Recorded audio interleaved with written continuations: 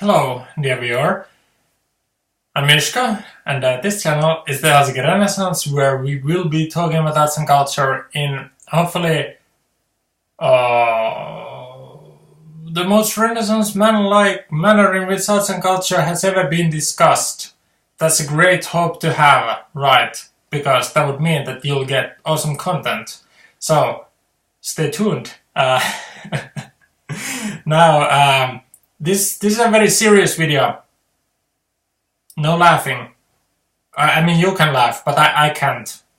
I should not go there. Serious video. Just I'm transitioning to the serious video. Look at that. Like, could anyone laugh when thinking about the new Ghostbusters movie? It cannot be done. So that's why I can't laugh with this video. Anyway, so that was like a joke based on the poor perception that this movie had. So I tell a joke. How am I doing over here? Now, listen, dear viewer. This is another installment in my series called Flop or Not. A series that I personally greatly enjoy, but my viewers have mostly been avoiding. Now, this is a source of some sadness for me because, as I said, the Flop or Not series on this channel, those are some of my own favorite videos that I've done, but viewers just look at the title and they think that, wow, cinematic flops, they are something to be avoided. We don't want to waste our time with cinematic flops. So why you do videos about this? Because I think that the flop re-evaluations, it's something that is very near and dear for me, because I think that gets that gets us to the heart of our film culture. Because if you watch my other videos, you know that I frequently criticize the film critic community for several things, and I think that film critics have very bad middle class taste, or alternatively they are somehow disingenuous with their opinions. So I don't know which is the case, perhaps it's a bit of both, but anyway, I just don't think that the middle class critics really get our culture to the kind of place where I would rather it was. So, you know, if you think that there's something strange in this attitude that I have, it's the same main attitude that the New Wave critics in France had, in that the New Wave critics thought that French cinema was basically in a good shape, but they thought that the wrong people were getting the good press. So that people like François Truffaut couldn't understand that anyone would bother with the likes of Maurice Chevalier, because, like, I mean, the idea that somebody would rather focus on Claude Autant-Lara movies or Maurice Chevalier movies over Robert Bresson movies or Jean Cocteau movies just seemed like utter craziness for the New Wave critics. And so there was no shortage of geniuses in France in 1959. I mean, they had 2 generations of brilliant talent, but those talents that the New Wave generation liked the most weren't the people who were getting the greatest amount of attention. So lots of these geniuses that have later been re-evaluated were in a somewhat sidelined position in France. So you might think that, but Miska, you cannot possibly be talking about tentpole movies flopping and Robert Bresson in the same sentence? Well, I'm not saying that a box office flop and a Robert Bresson movies is an apples to apples comparison. What I am saying is that the idea of re-evaluating movies because of the hackery that the mainstream critics are up to, that is at the heart of my understanding of how to be a presence in film culture. So that's why I personally greatly enjoy this series of re-evaluating box office flops. So if you don't know, this series, which I sort of liberally borrowed from an AV Club author called Mike D'Angelo, it's not evaluating the monetary side of flops. It's not saying that, such and such a movie didn't lose as much money as people think that they lost. That's not it. It's purely about whether a movie deserves its lowly reputation that it is enjoying or not. And so basically the flop re-evaluation that Mike D'Angelo is doing is that it's placing cinematic flops into three categories: the failure, the fiasco, and the secret success. And so anyway, I'm following on those footsteps and just trying to come to these movies with a completely fresh perspective without caring in the least about peer pressure, how it is that others re-evaluated it, because Francois Truffaut couldn't care less, how many people such and such Cloud Out and Clara type director, or how many people they had in their corner. Truffaut would pan whatever he wanted to pan, and he would champion whatever he wanted to champion, and that was how lots of the new wave people felt. That's also how I feel. I couldn't care less what the general reputation that movies are enjoying have. So that's why I think that, even if I do say so myself, I think that I am sort of an ideal person for these flop re-evaluations, because I'm really coming from a position of having an open mind, because it's just I don't have that much of a sporting interest in how that movies like this are doing. So I just try to come in with an open mind and see what's good or what isn't. So anyway, like with lots of these earlier flop or not installments, I try not to keep the audience guessing. So if somebody wants to know where I stand on with these movies, this might shock some people, but in the failure, fiasco, and secret success, it seems like the overwhelming majority of the people talking about this movie initially, they seem to call this a fiasco. Red Letter Media even did a Mr. Plinkett style review on this apparently being such a large-scale failure, but this much shocks some people in that I don't think that a single frame of this deserves to be in the fiasco conversation, because basically a fiasco is, to me, a fiasco is an anomaly. So the difference between a failure and a fiasco is that failure is something that merely did not manage to succeed. A movie set some goals for itself and it didn't achieve anything. So if there's a comedy that is not funny, then that's a failure. But then there is that rare group of movies where you find it shocking that anyone could possibly think that it was a good idea to make it. That thousands of people were somehow affiliated with the movie in the cast or crew, from the pre-production to the post-production. Lots of people were there screening, and that no one hit the brakes before a movie was released. That's a fiasco. Like, fiasco has a certain intrinsic rarity to it.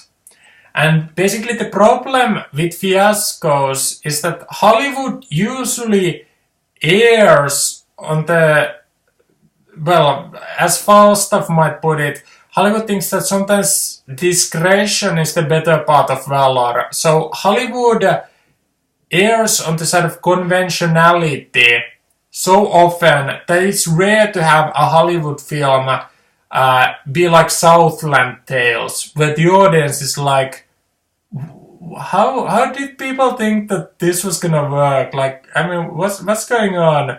Why is Sean William Scott saying that because he's a pimp he cannot commit suicide? Like, what's going on here? Like, Southland Tales, I don't consider it a fiasco, but I consider it a movie that is starting to teeter towards the fiasco because of the inherent rarity and unconventionality of the decisions having been taken in that movie. So I don't consider Southland Tales a fiasco, but I could understand others considering it being as such.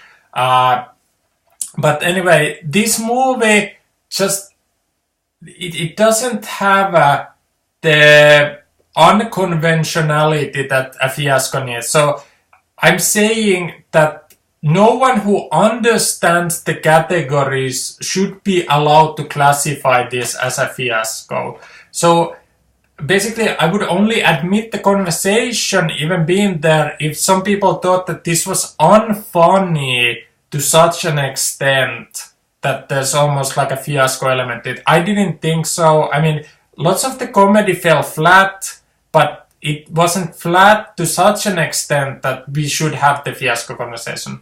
So perhaps some audiences are starting to sort of grumble at merely this assertion that this is ineligible to be a fiasco because this is just too conventional a movie.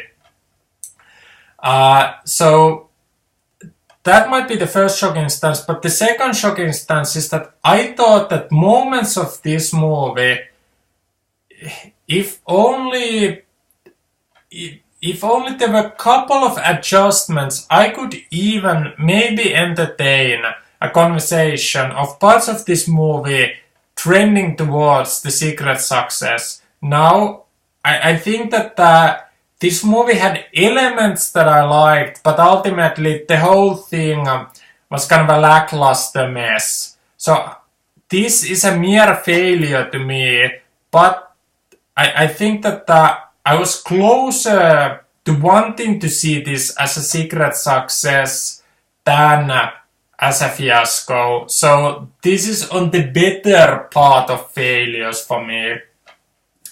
And I don't understand why this is so shocking for some viewers who really despise this release. Because, the first Ghostbusters, I have the same opinion that Mike Stocklassa seemed to have, is that I consider the first Ghostbusters almost a perfect movie. Like, I can't offhand think of too many things that I would want to change with that. So the first Ghostbusters is as successful as any Hollywood release has ever been. So that's my view. The second Ghostbusters, I feel like there's such a thing as kind of like almost like an obligatory sequel. So I recently rewatched I watched for the first time the sequel to the Antonio Banderas Mask of Zorro movie. The sequel, I think, was called The Legend of Zorro.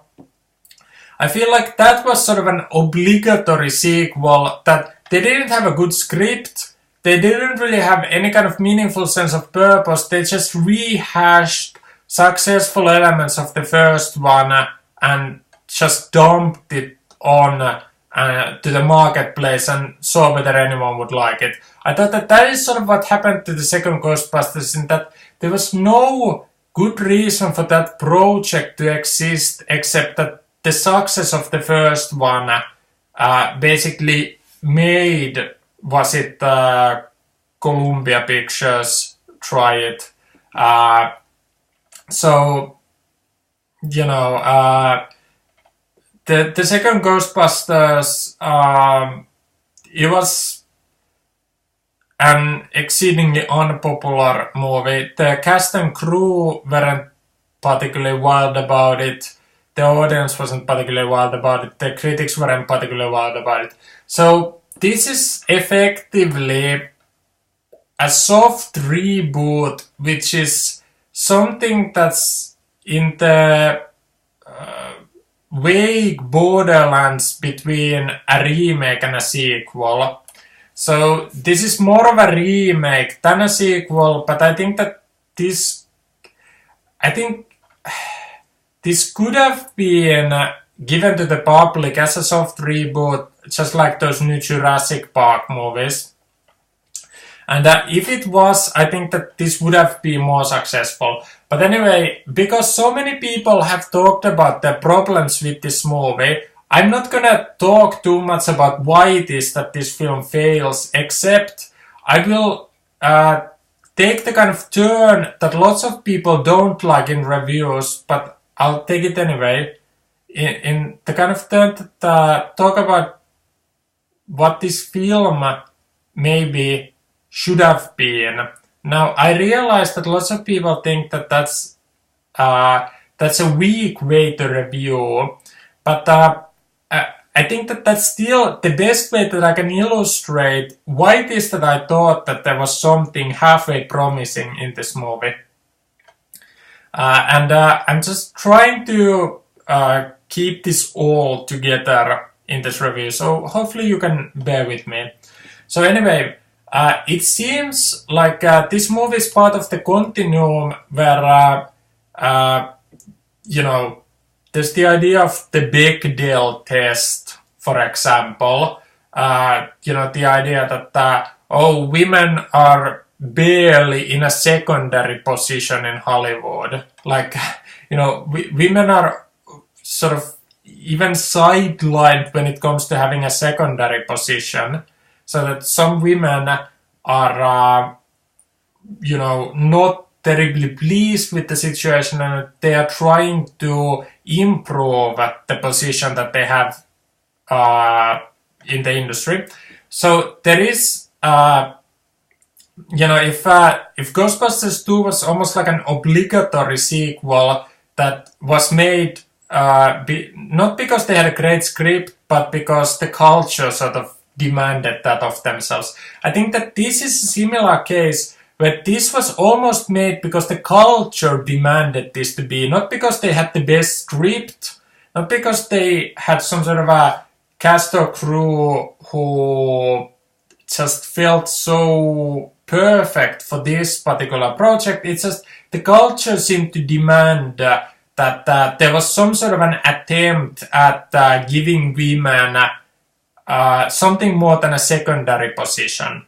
So if the background to this movie was basically the kind of yes we can mentality, that if some people think that women can't be funny, and that if some people think that Hollywood has some sort of a equal playing field meritocracy to it, and that women just didn't have the kind of performance that would merit a higher position in the food chain.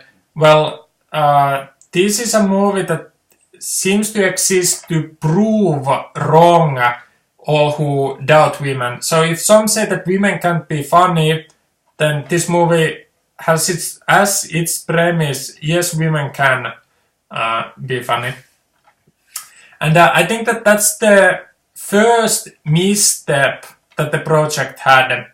Because imagine for a second if rather than the premise be sort of some sort of a girl power thing, so rather than this was the, you know, Spice Girls Ghostbusters, where sporty spice, scary spice, posh spice, and whatever the other spices were.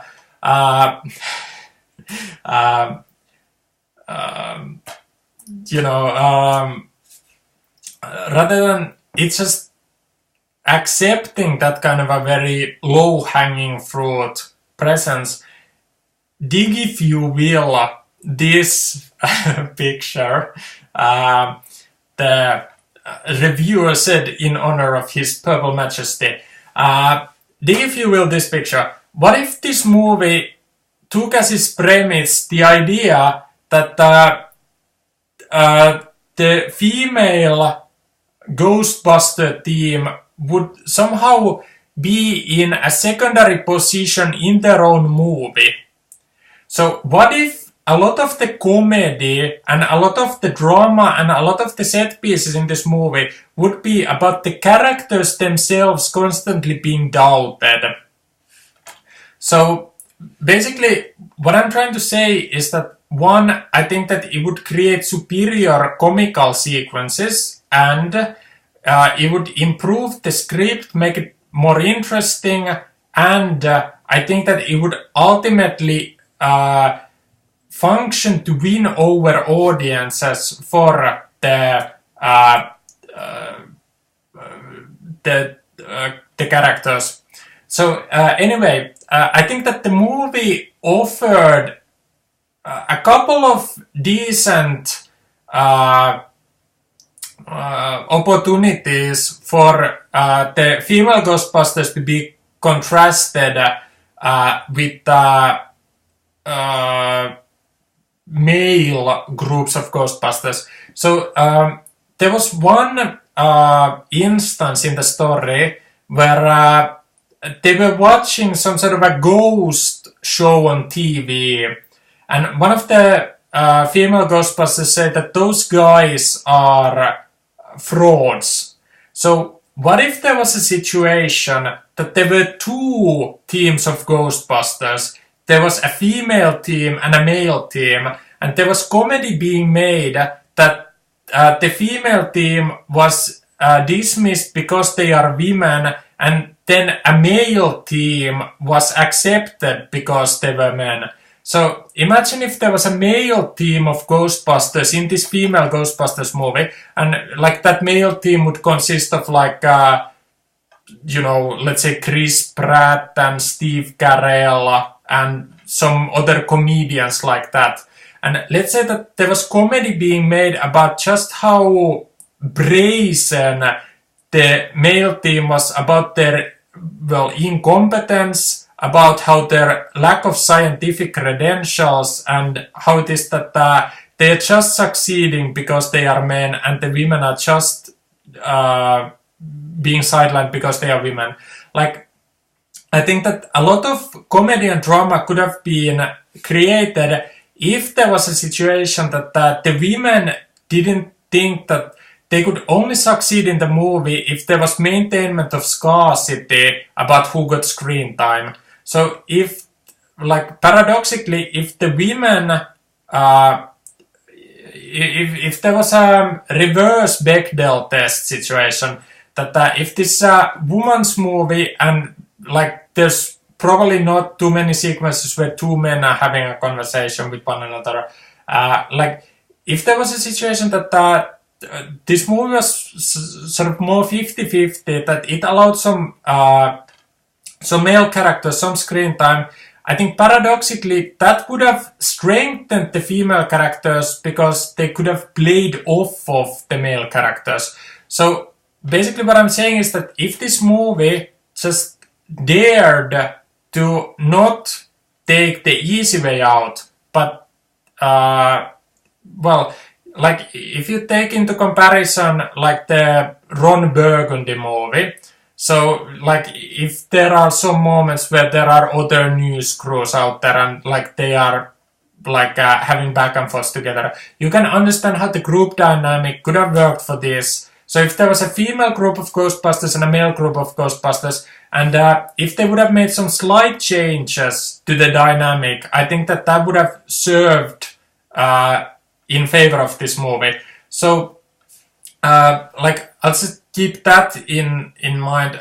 Another suggestion that I would have had is that I think it would have been preferable if this was a soft reboot and they managed to bring some of the old Ghostbusters to play their old roles. I understand that Bill Murray hasn't been the most open to the idea of just coming to more sloppy sequels, but just saying that if they could have had the old Ghostbusters, some of the old Ghostbusters play themselves, I think that it would have also been something to play off of with this movie, and would probably have left this franchise, if this could have been that, into a lot healthier position. But that's just another thing that I'm throwing out there, is that I think that, like, since they were able to get Bill Murray back, I think that if there would have been some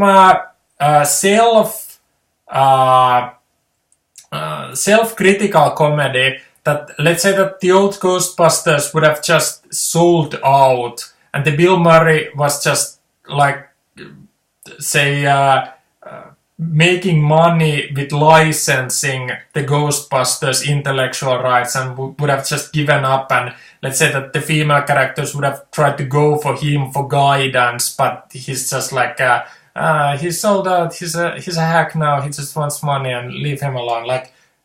Like something like that, the way that Bill Murray in Zombieland was sort of parodying some moments of his career. Like something like that could have again helped endear the audience for this movie, where the movie was essentially poking fun at itself and its own presence in the media. So I'm just putting it out there that something like that probably would have also been an improvement. But basically, just to tie in that if there was a female group of Ghostbusters going against the male group of Ghostbusters, I think that some changes would have needed to be made to make the dynamic really hit. And basically, I think that the casting is half right for this movie, but it needed some changes. And basically, I think that I'm trying to... Kate McKinnon, you know, I don't have anything against Kate McKinnon. I don't know who she is. This is the first movie where I've seen her in any role. But anyway, I just think that out of these four ladies in the lead roles, I think that Kate McKinnon is the odd one out. And, you know, I don't, like, well, I mean, I don't want to say, like, I'm trying to say this the nicest way that I can.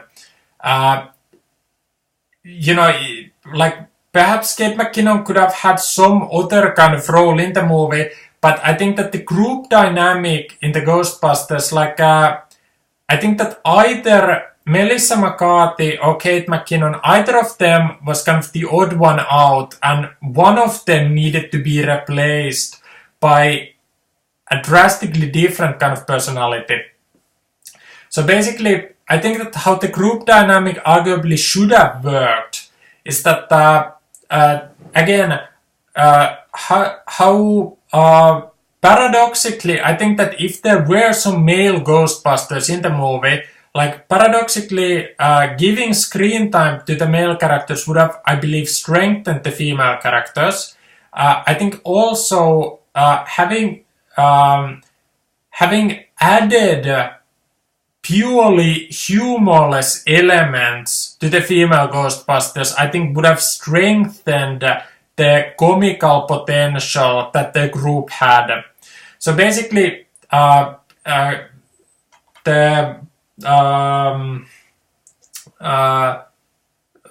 Kristen Wiig and Leslie Jones characters. So the Kristen Wiig and Leslie Jones characters, I thought were they were well. They were. I don't want to say that they were necessarily well cast but the casting worked in an acceptable manner for them. So I thought that the casting of Kristen Wiig and Leslie Jones, I thought that that basically worked, but I thought that the Kristen Wiig character, she needed to take some sort of a different route than what it is that they ended up working with. And basically, I thought that was sort of detrimental to the movie. So basically, the changes that I would propose for the group dynamic of the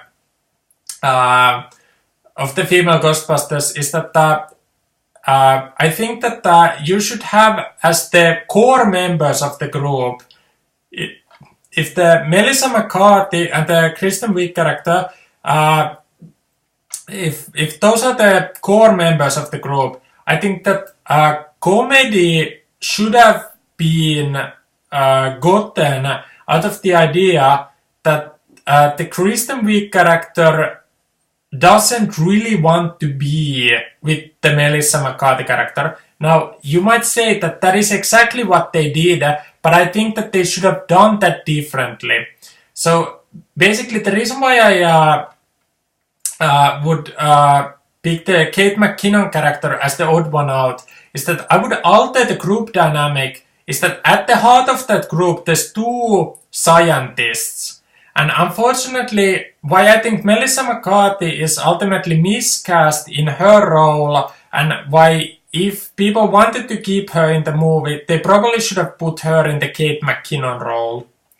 And then, you know, the Kate McKinnon character could have conceivably replaced Chris Hemsworth as the secretary character, or alternatively, if they wanted to keep a male secretary, then, well, Kate McKinnon should have maybe, like, I think that the kind of performance that Kate McKinnon eventually gave could have probably fit the secretary, but if they wanted to, well, I mean, that male secretary thing, it is what it is, but basically the idea is that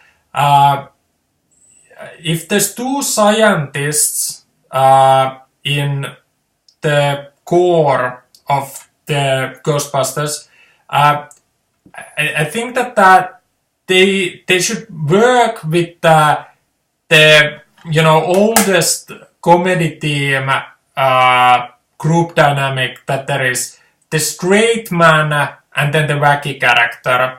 So if the straight man in comedy teams is somebody like Dean Martin, and then Dean Martin is paired with a wacky character like Jerry Lewis.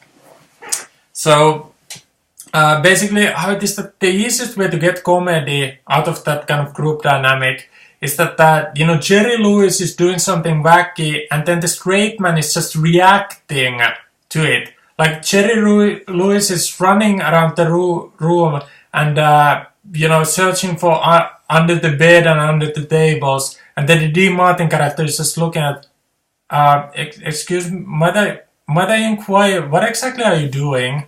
And then the Jerry Lewis character is, the Batgirl. And then the Dean Martin character, the Batgirl.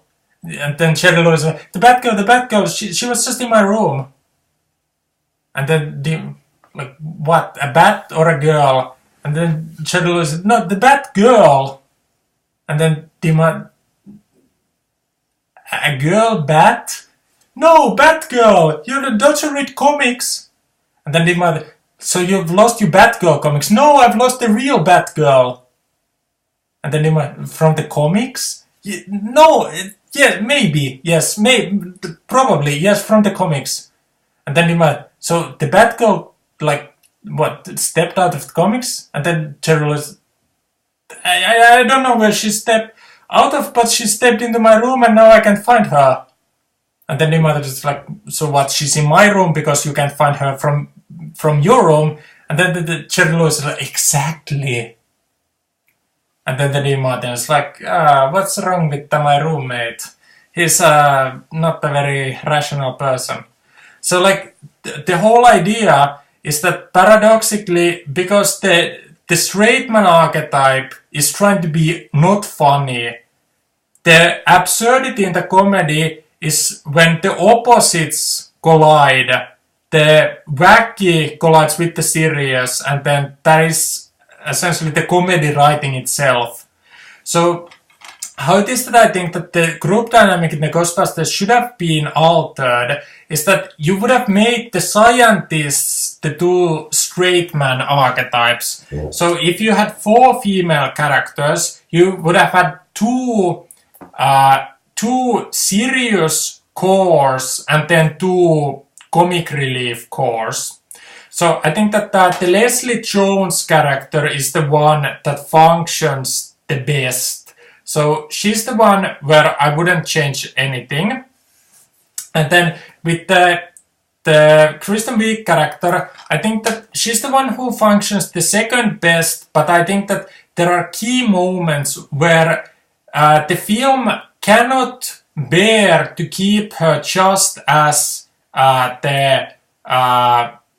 boring, serious person. So, there are moments where she's performing to an empty classroom and then she has some sort of a comical dance sequence and then, oh horror, some of the faculty members saw her dancing and oh, it's embarrassing because of reasons. Now, anyway, the change that I would have for the Kristen Wiig character is that I think the whole point of her character should be that she does not want to be with any of the other 4 members. And I think that a lot of the tension in the drama could have been reached if basically at every step of the way there were in the 4 people in the group, there were 2 people who at all times wanted to go ahead and didn't understand the meaning of stopping, and then the other 2 characters would constantly be like, we don't want to, and then the other characters would, like, there would be the kind of back and forth about the Kristen Wiig and Leslie Jones characters not wanting to go ahead, the Kristen Wiig character because of certain antipathies with the other members of the group and with the Leslie Jones because she wouldn't be fans of the paranormal. So, like, 2 characters who don't want to go forward and 2 characters who don't want to stop. So, like, I think that should have been one side of the group dynamic, and I think that how it is that you should have played with the idea of the 2 serious archetypes is if you'd replace the Kate McKinnon character with Melissa McCarthy, and you replace Melissa McCarthy with some completely new actress. So imagine if Melissa McCarthy was replaced by Helen Mirren. So anyway, how it is that I would write the 2 sort of, straight man archetypes who are now, I guess, the straight woman archetypes is that I would have the kind of situation that if we'll go with the Helen Mirren example, is that if Helen Mirren is let's put it this way, Isaac Newton was the most adored scientist of his century, but late period Isaac Newton, after he had revolutionized his fields of science, late period Isaac Newton was in his basement spending years in alchemical experiments trying to find the Philosopher's Stone and doing Bible studies that had like some sort of a faintly Kabbalah-esque bent to them. So like Isaac Newton really went off the deep end late in career. So I think that the Helen Mirren character should have, like a hypothetical Helen Mirren character should have been modeled after Isaac Newton. So let's say that she started out as the most legendary scientist in her field. She would have revolutionized some fields, and then she just went so off the deep end that she became a pariah because she was absolutely convinced of something that everyone else in her profession would have rejected. And let's say that Kristen Wiig character would have been one of those people who would have rejected her her eccentricity, how do you say, the eccentric ways that she would have transitioned into having.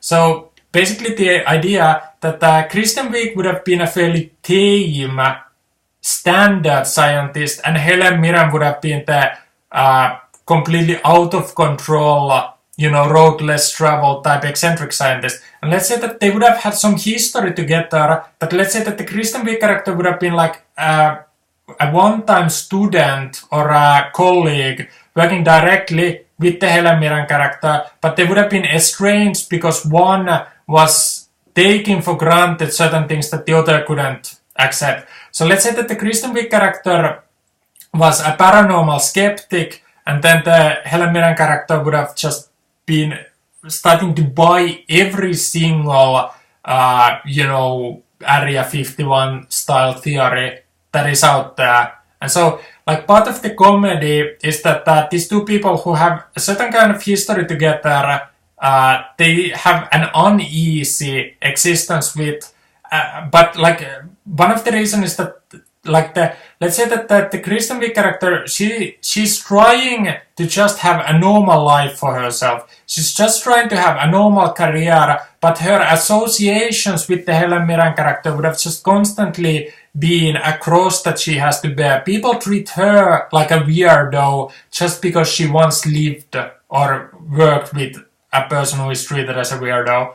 And let's say that the Kristen Wiig character has antipathies towards the Helen Mirren character because she's constantly complicating her career path. And she does, under no circumstance, want to collaborate with the Helen Mirren, but, like she tries to get out, but they keep pulling her back in, as Al Pacino once said in a second sequel that not everyone liked. Anyway, basically, if Melissa McCarthy was replacing Kate McKinnon and Helen Mirren was replacing Melissa McCarthy, if the group dynamic was that Melissa McCarthy character would be somebody who isn't really the most legit scientist, but she would have her place in the Helen Mirren team because she's eager to please the leader of the scientific expedition stuff, and that she would basically there to be a yes man or a yes woman in this case. But like the Melissa McCarthy's character would be that she's like a right said Fred character, so that the Helen Mirren character says something and then the Melissa McCarthy is like, yeah, that's what I think, yeah, that's what we should do, and that then there could be some back and forth with the Kristen Wiig character who sees herself as like too intellectual for something like that, and like she thinks that what the proposed Helen Mirren Melissa McCarthy team would do would be some sort of a mockery of science, and she would think of herself as a real scientist. And then obviously the Melissa McCarthy character, like if she's there as the kind of like not entirely legit scientist, like a lot of the more lowbrow comedy could be that she's essentially just failing upwards in the scientific community with her presence as like the only person who will put up with the craziness that the Helen Mirren character would be there. And so if the Leslie Jones character, if she's like just sort of a normal person working a normal job, but the paranormal is there, and she cannot get any of her co-workers to believe in the paranormal, and the only people who will believe her testimony are the Helen Mirren character and the Melissa McCarthy character, and she would be sort of introduced to that world through that. And then the Kristen Wiig character she's made the odd one out, and she's made the one who she would play the Dean Martin role, and everyone else would be shades of Jerry Lewis, essentially. So I think the Kristen Wiig character would be the key, and again, the key to that character, I believe, is that she would be the one who she wants to try extra hard to put on this facade that she's a real scientist. She really deserves to be accepted by the scientific establishment, and like she puts all of her energy to, you know, be as on point, as respectable, as mature, and like it's some sort of a constant strain on her that, I mean, she just wants to belong, and she just wants her place in the sun, and she doesn't understand why it is that everyone else gets an easy path forward, but she is somehow kept behind. She is somehow denied what her qualifications should have. And so, because no one else will have her, she's sort of, you know, taking steps almost in spite of herself towards the Helen Mirren character, and then they get introduced to the paranormal side, and you know, then the movie would kick in gear, and they could hit the ground running. So again, if you would institute those changes in the group dynamic that I you know, put out there for your consideration, because like my own sense of improv comedy is a bit like Christopher Guest's, who said in some interview about when they are when they are improvising on a Christopher Guest set, they have this mentality of let's not all jump to the punchline, you know, like let's trust in each other, let's trust that you know, as long as the characters are well written, it's as if the comedy is just writing itself. So let's not all try to be Batman and no one be Robin, you know, because like some of the characters have a better avenue to the punchline than the others. So let's just trust in each other and let's not step on each other's toes and whatever. So I think that that's what it needs, and this is the opposite of the Christopher Guest mentality, where they are just trusting each other, trusting that the characters are well written, that the situations are well written, and everyone is constantly rushing at the one-liners, at the immediate gratification, at the low-hanging fruit. And that's what people are holding against this movie. Like, some of the product placement is embarrassing, some of the, you know, celebrity cameos are awkward. Some of the, you know, lowbrow comedy, you know, it's all falling completely flat. But I think at the heart of it, it is that there isn't the right kind of teamwork. You know, the idea that people can just be there as a team and almost move as a team. I think that this is a collection of soloists who, you know, they just wait for one person to have their moment, and then another person has her moment, and then another person has her moment, and whatever. And I just think that there's something so misguided, so basic, and so tone deaf about half of the moments in this movie that I think that the audience cannot help but to hold it against the movie. But I think that this movie had a chance to, I think, at the very least be better than the second Ghostbusters. And I think it's sort of a, you know, coin flip situation. Which of the latter Ghostbusters is better? I think that they are, for different reasons, equally disappointing.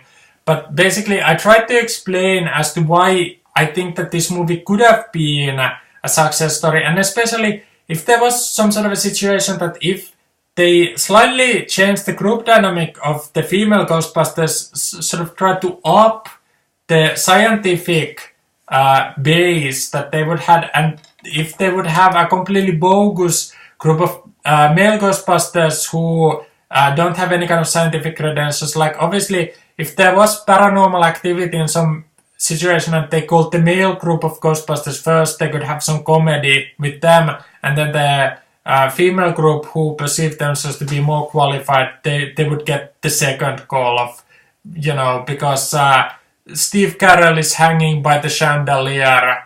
You know, we need somebody who will fare better. Like, I mean, that would have been such easy fix. Like, it would just write itself. And again, like, there could have been even some like Grand Slam home run type success if there was like a Steve Carell, Chris Pratt group of male Ghostbusters from the TV show. And then there was the female group of Ghostbusters, and then if there would have been like a Bill Murray type figure, you know, like having given up, sold out as the original group of Ghostbusters, and like it could have become a very successful movie. But of course, we might ask the question of whether Katie Polt and Paul Feig, whether they were the two most qualified writers for this project. Like, I don't want to speak against them, but it's just its own conversation about, you know, who were the people ultimately making the qualitative decisions and whether they caused this movie to trend up or down.